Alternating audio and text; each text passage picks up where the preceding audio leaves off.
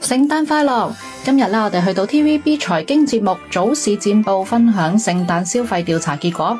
今年超過一半嘅受訪者都話會增加聖誕開支，超過90%打算食聖誕大餐添。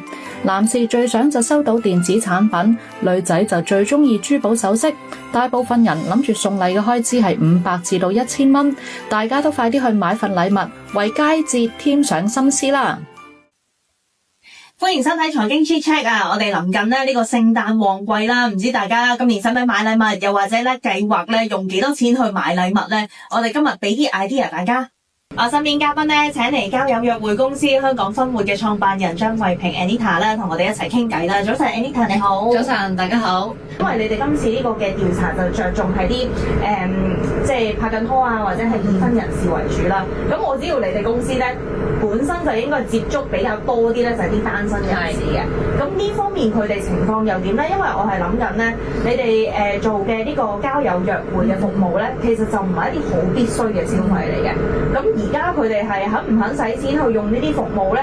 如果佢哋真係用得多咗嘅，咁可能係反映緊佢哋而家個手頭嗰個嘅資金啊，係預算係多咗嘅。其實咧交友約會咧睇落就唔係一個必須嘅，咁但係對於好多人嚟講咧都係有需要，因為始終女士咧佢哋都有個生育年齡嘅即係想法啦。咁男士其實佢都覺得如果我做啲成家立室嘅話，可以即係有小朋友組織家庭。其實佢哋喺心目中有個藍圖嘅，即係可能男士會覺得30幾、40幾咁上下就要快啲揾，然後生小朋友啦。咁女士亦都會有呢啲諗法，即係30幾咁樣。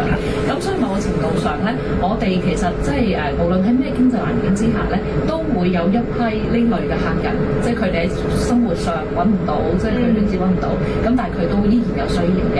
所以點解話我哋呢行咧，聖誕同埋情人節就係旺季就係咁解啦。HKLD 讓你安心交友，高效配對。